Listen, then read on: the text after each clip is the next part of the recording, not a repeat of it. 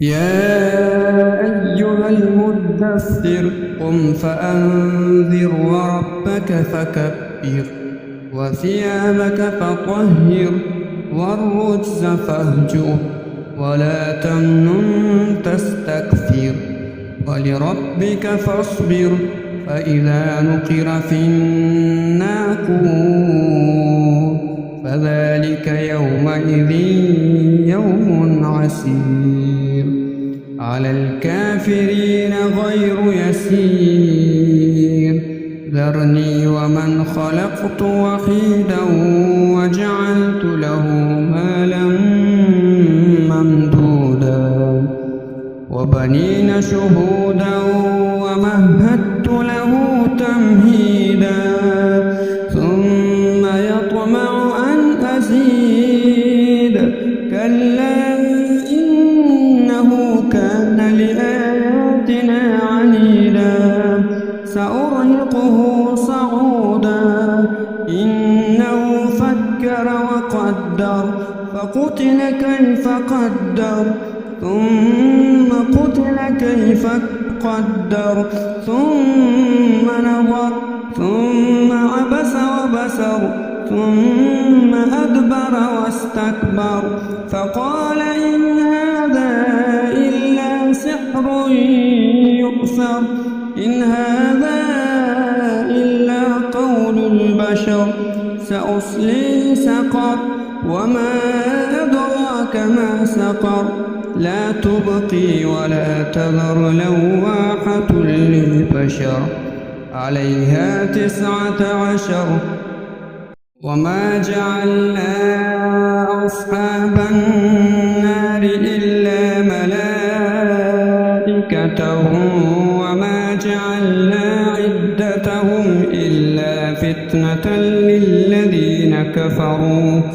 ليستيقن الذين أوتوا الكتاب ويزداد الذين آمنوا إيمانا ولا يرتاب الذين أوتوا الكتاب والمؤمنون وليقول الذين في قلوبهم مرض والكافرون ماذا أراد الله بهذا مثلا كذلك يضل الله من يشاء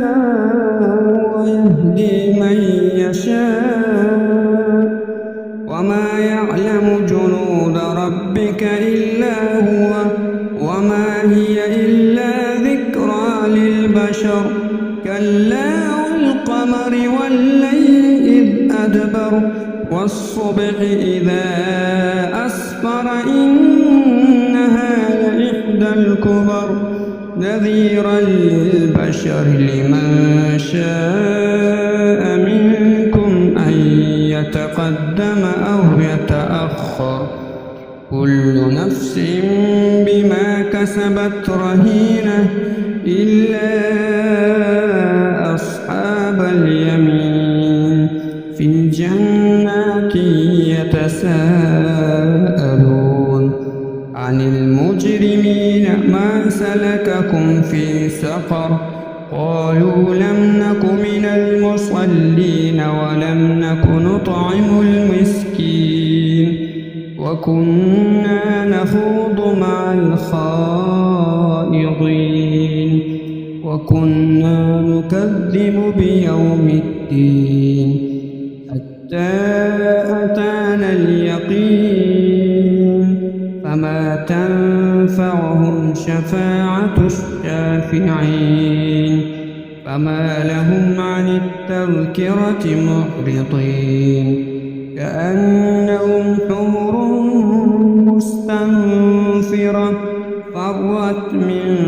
قسورة بل يريد كل امرئ منهم أن يؤتى صحفا منشرة كلا بل لا يخافون الآخرة